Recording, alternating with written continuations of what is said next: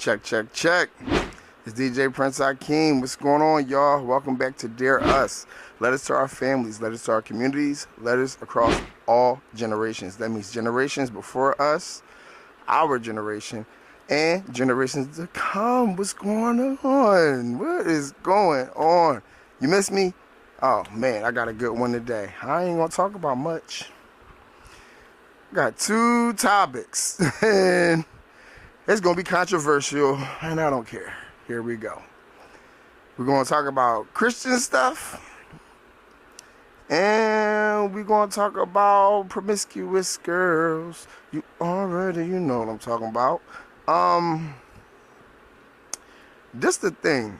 The reason why I wanted to bring this up today is because a lot of times people are going through life, right?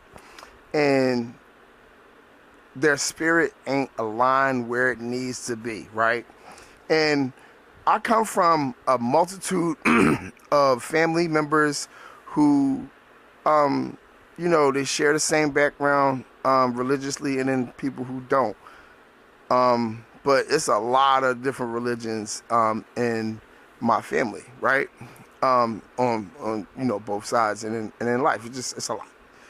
And my upbringing was Hebrew Israelite / Muslim, and I'll explain. So we have the second largest Muslim family at one point in Philadelphia, the first largest, I think, or the Bays, and then our family is the second largest.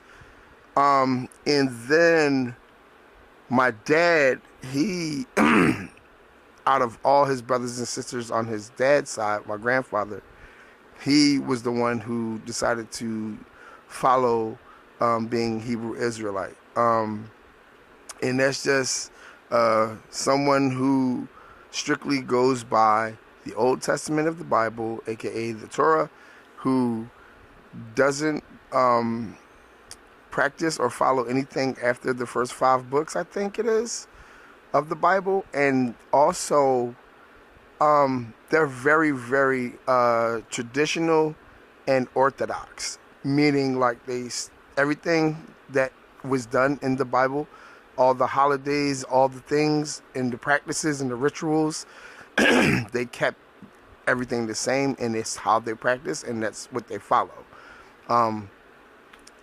Seventh-day Adventist type of thing, like where they go to a school on Saturday and observe the Sabbath on a Saturday, not Sunday like Christians, or would it be Friday like Muslims. Growing up, I prayed 5 times a day in the summertime because in my household, I know I said this before, but in my household, how you are, and that's how I was brought up, how the house is run, you should pray that way. So if you have cousins from out of town and at the brink of, morning on Saturday, I'm with my dad in line saying the 10 Commandments. Like, that's what we used to do, recite the 10 Commandments or whatever. And I think if that was the thing, that was the thing. But he also threw some other things in there so that prayer could last longer. And, you know what I mean? He could just teach me to learn other Bible scriptures and things like that. The only thing I can tell you from all of that is Bereshit bara Elohim eha shemayim ve'eha haaretz, which means in the beginning the Lord created the heavens and the earth, and that's all I got for y'all. Sorry. But it's pretty accurate. Don't ask me to speak Hebrew. I can't do that. Also, like I said, I pray 5 times a day in the summertime. So I was with my family, my other family in the summertime, and I understand a lot of the Quran, and it made sense growing up. I just, I wasn't so in depth with it as I am today. Super not like took my shahada and everything. But it was what it was. I don't even know if I did. I might have. Man, we don't know. But the topic of the day is not Jews or Muslims, it's Christians. And I remember one time going to church because I was dealing with a young lady, and you know, we had broken up and we was being cordial, and I was getting my life back on track, and the whole 9 yards. I'm probably like 24, 25, and so my mom like, man, you need to go to church or whatever. And I remember another girl I was talking to, she was like, yeah, I go to church. I love this church. And I'm thinking to myself, I'm gonna try it out. So I go to this church in West Philly, and they shouting the name out. I think it was the choir that made everybody so interested in going to this church. And then also, I think the pastor was kind of like, wow, it makes sense. The pastor was kind of like mid-30s, late 30s, mid-40s, you know what I'm saying? Real charming type of guy, charismatic, of course. Anyway, so I'm there at this church every Sunday, and me and the girl who I was dealing with, my ex, still cool, and I don't know, I was on some wild stuff. My mom really liked her daughter, so she would be like, yo, won't you go get her daughter and let her come hang with me or whatever. My mom get baby fever every once in a while, but she would kick your baby out the house real fast. I ain't got no kids, so she did. She had it, whatever. Sorry, Mom, but she would get baby fever, and then she'd take the kids for like a day or two or a week, and then you gotta come get your baby fast. I do not know what the hell that was about. Anyway, so one time she got this girl baby, and I'm like, Mom, why you got this girl baby? So the girl old enough, she want to go with me. I'm about to go to church. I'm like, I guess you going. Come on. I'm like, Mom, come with me to church or whatever. She like, all right, I'm gonna come with you. And she goes, and she don't go. She not gonna be on time. She know I'm a on time person. She ain't going. If she can't be found, she ain't going. So I never went to church with my mom. Like, the only time I went to church as a young kid, I went with my grandmom, and I think my dad told her to stop taking me anyway. But I go in, I don't know, whatever. I go in with the young lady's daughter. We in church, and everybody like, oh, this is your child, and I'm like looking crazy because my mom left me. I'm like, no, it's my ex-girlfriend kid. She must trust you. I'm like, she definitely does, because I'm trustworthy. So we had the outing and all that stuff, and I go back and talk to my mom like, yo, why you get low on me? Like, you know what I'm saying? Long story short, I think I lose my job. I'm working with the city of Philadelphia at the time. My dad's upset because he got me the job. I'm like, whatever. Like, I get it, but I couldn't, it was what it was. Like, it just wasn't meant to be. And I go and I talk to people at church, because I hear this all the time. Like, yo, talk to somebody at church, right? And see what they got going on. So I go and I talk to these people. I'm like, yo, y'all got any work or whatever? What can you do? I'm like, I don't know. What you need? Like, I'm a handyman. I can do, like, what? I don't know. What can I do here? Like, and I'm thinking, they like, oh, can you play an instrument? You want to help with, serve food, whatever? I'm like, I don't care what y'all got. I'll do it. And it's like, all right, well, start coming out to these things, right? So ultimately, they don't know me. They can't hire me from off the street or whatever. I've only been at this church probably like 2-3 months or whatever, and I don't never like talk to anybody so much. So, you know what I mean? And fellowship with everybody as much, because after church, I'm off to, finishing out my day. And so I started going on Bible study time, and I go on Saturdays because it's men's day or whatever. And I'm like, yeah, it's cool, y'all cool. But help me out. Like, what can we do? So one day they got this little class or whatever. We're gonna show you how to buy a crib and all that other stuff. I'm like, oh, it's great. I need a job, so I'm gonna take this class though, because it's important. but I'm going to need a job at some point. Ultimately, I did not get a job through the church. It did not help me, and it's okay. It's okay. But it was a time where I'm like, yo, I need to move. I got this gig. And it's not ultimately where I want to be because I was coming from working with the city, but it was work. And I'm like, yo, I need a place to stay. I need to find an apartment. So, again, I go to the church because that's what they say. I'm like, yo, you know any places or, like, got any ideas or where I should be looking? Because I think at this time, not going to lie, like I said, I'm like 24. I can't be 25 yet. I got to be like 24. I got to be like 23, 24. And I'm goofy at this time, kind of like, it's certain things I think everybody not moving like that. They're not moving like me. They're moving like how I probably moving now, but they wasn't moving like how I moved then. And I'm just trying to do the right thing. And, one of the people was like, yo, we got apartments at the church. We own these buildings and it's apartments. So I'm like, oh, word? So I go take a tour, and I'm like, oh, all right, say less. So I'm asking week after week, Sunday after Sunday, Wednesday Bible study, you know what I'm saying? Saturday, Men's Day, whatever.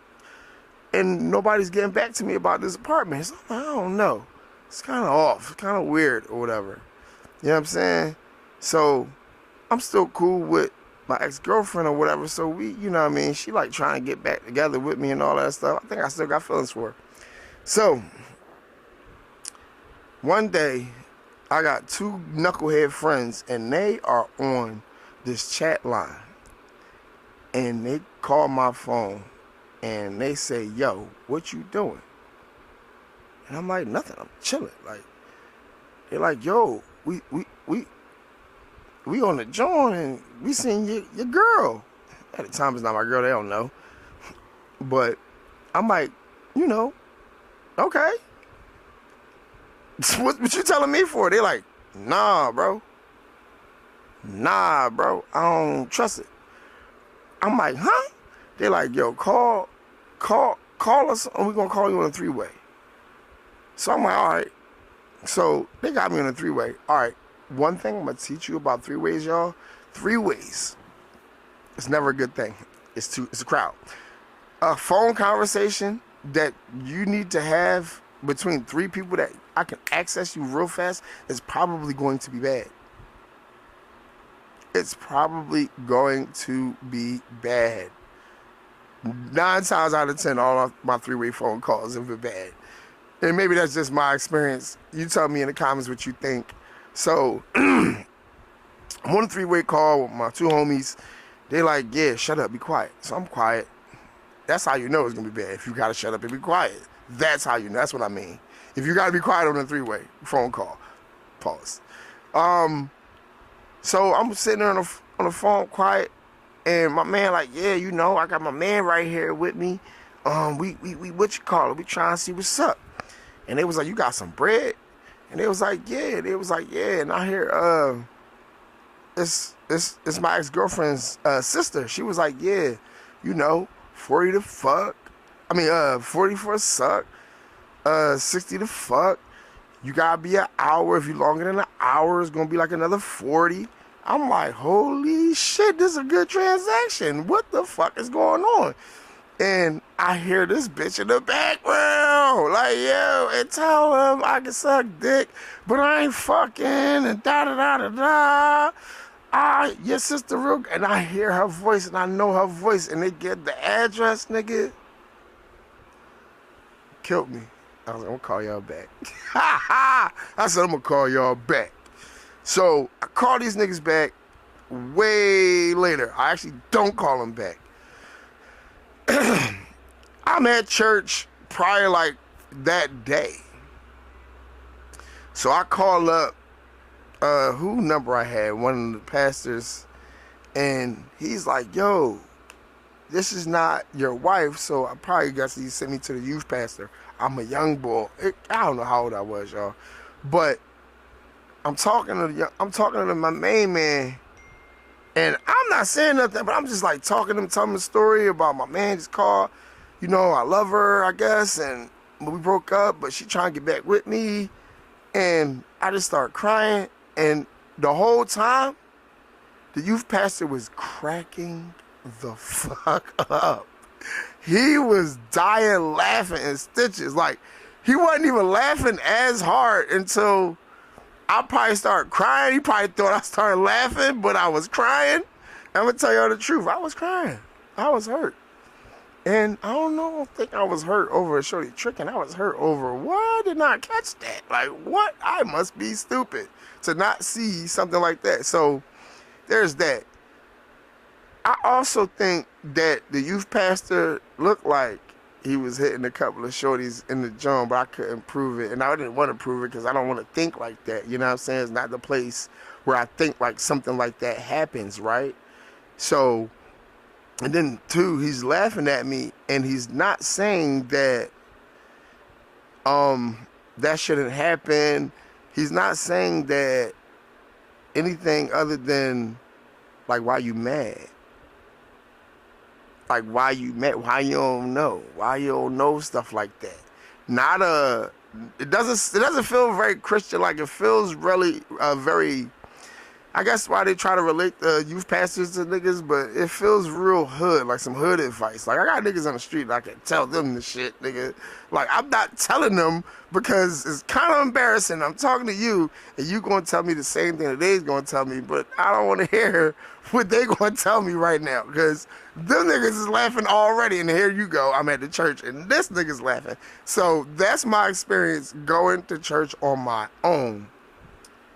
Fast forward. I meet somebody who goes to church a lot, and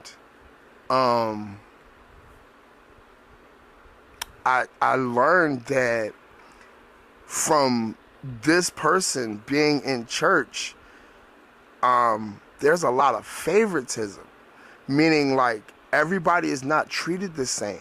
They'll treat one family different. Like, they say they give the family a lot of tithes. Like, oh, we helping this family get their roof. We helping this family get they, you know what I'm saying?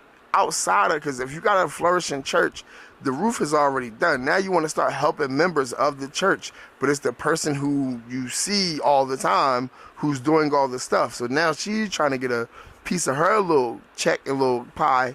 And I'm learning that, like, to me, that shit seemed real scammy. Like, what is going on? Where I think it should be, there is not there. Like, there's a lot of discord. There's a lot of salacious shit. There's a lot of shit going on behind closed doors in these churches. Now, we only talking about churches. Also, masjid. Also, wherever synagogues, and everybody got crazy stuff, right?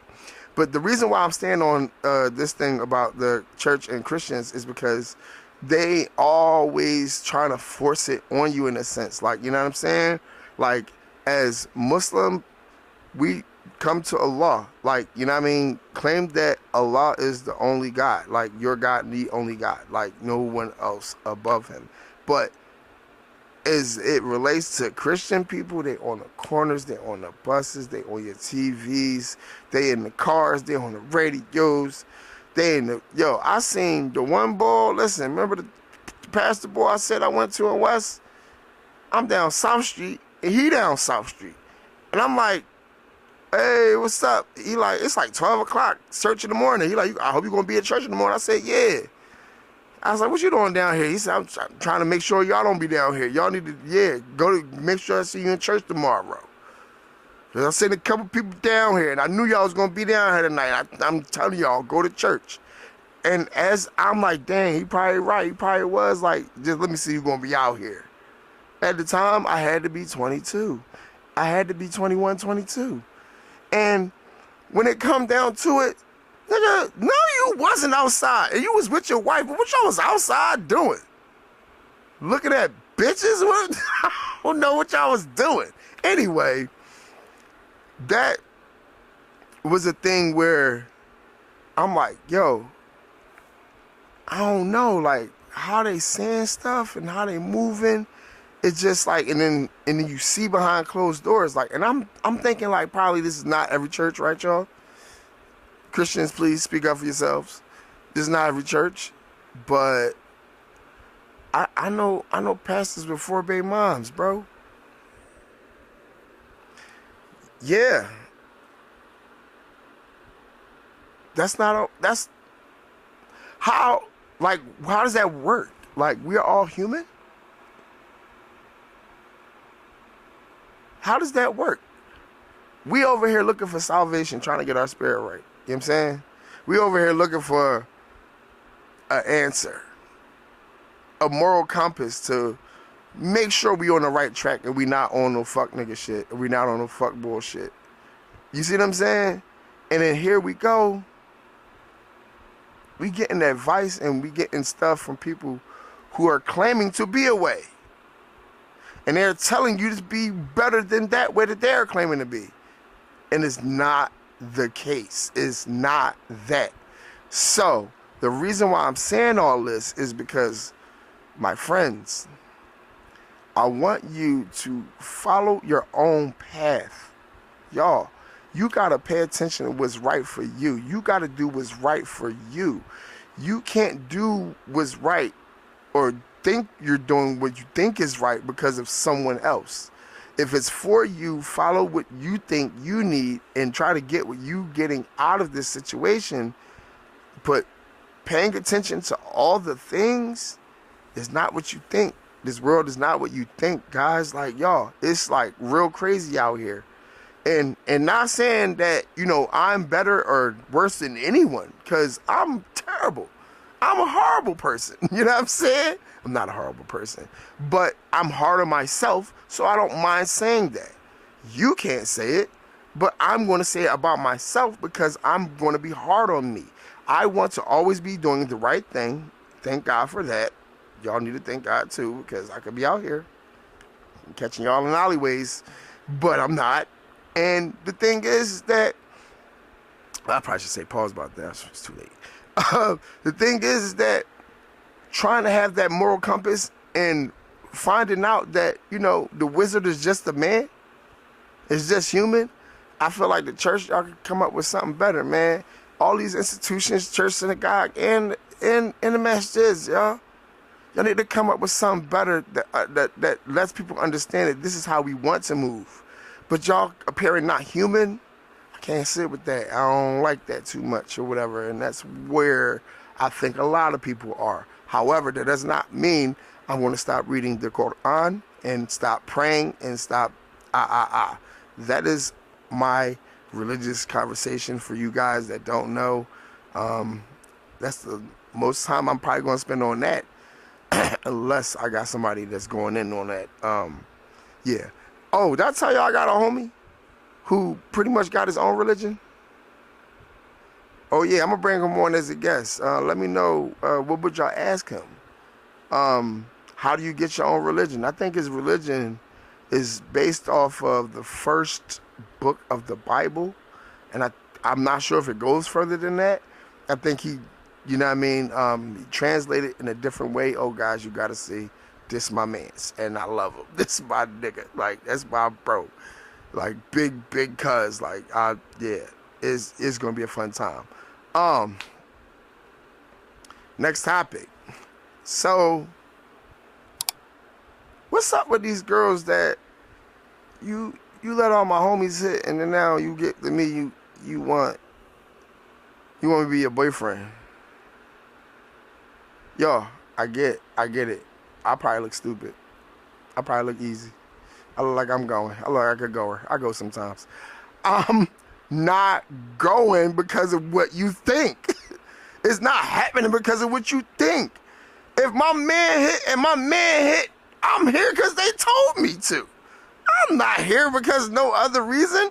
I'm here for the same reason that they was here.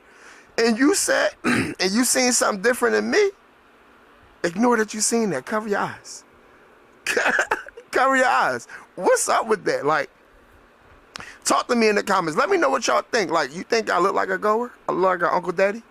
I look like I cut checks? I be tricking? I look like that? I look like that type of dude that, you know what I mean? Even from the conversations that I have. I can't just be being kind. Like, I don't take home 9 90%. 90%, yo. I used to be different. I used to be like, I used to take home probably like 50%, 60% of the girls I met. Now, I might take home probably 10% or less. Cultivating something right now. You know what I'm saying? I wouldn't move that way. You got to be careful with who you bringing around, especially when you got something to lose, y'all. Like, it's different when you got something to lose. When you don't got nothing to lose, it feels like, yo, I can move how I want to move. You know what I'm saying? When you start getting something to lose, you feel like, damn, you got to start thinking twice. Like, I gotta go to work tomorrow. Like, you know what I mean? But back to the thing, shorty. If my man hit and my other homie hit, I shouldn't want to hit, but they told me these stories, so now I'm curious. I want to know, like, what you do good. They lying or what's up? So now I shoot my shot, and they told me that you was just on some one night stand shit. Why the fuck do I gotta be the boyfriend? Why you wanna love me? Get off me. Back up. What is going on? I need to set some boundaries with y'all. What is happening? I get it. You want me to have you outside screaming dumb shit while we having sex. You know what I'm saying? Spelling people's name out, like I said in the last episode. But no, that's not happening. I'm here for a good time, not a long time. Knicks and Spurs, y'all. I knew it was going to be the Knicks and Spurs. I had this up for like a couple weeks. And the series is 2-1. It's 2-1. And tonight we're gonna see what goes down. No, it's 3-1. I'm sorry, y'all. It's 3-1. Tonight is game 5. So we about to see if the Spurs can do it again, because they just beat the Knicks in the Garden with Donald Trump attending. Yeah, did y'all see that? I was DJing. I was trying to catch it, but I couldn't catch the convoy. I did want to see that. That was kind of interesting or whatever, but that shit was crazy, that game. They saying wouldn't be past the ball, some castle in the back, like it's pause. That was I can't even say that shit. What happened? Anyway, that joint crazy. The Knicks in 6, man. I've been said that. Don't want y'all to win at all, because fuck the Knicks. I love the Sixers. That's why I got the Phillies hat on, and they be fucking up too sometimes. But we always gonna do good when the season starts. So we good right now. But it's Red October that we got to fight through. All right, y'all. It's Phillies. Lock in. That's all I got for today, man. Until next time, it's DJ Prince Akeem. Dare us.